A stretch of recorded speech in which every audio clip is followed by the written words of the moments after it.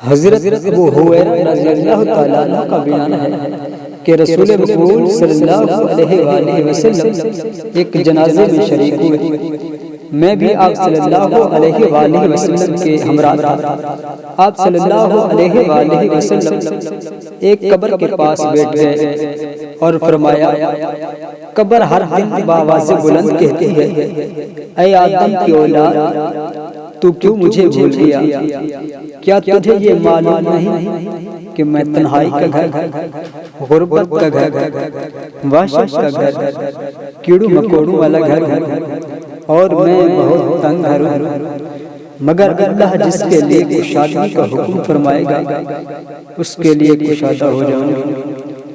اس کے بعد حضور پاک صلی اللہ علیہ وآلہ وسلم نے فرمایا، قبر یا تو جنت کا ایک چمن ہے یا آگ کا ایک تنور ہے۔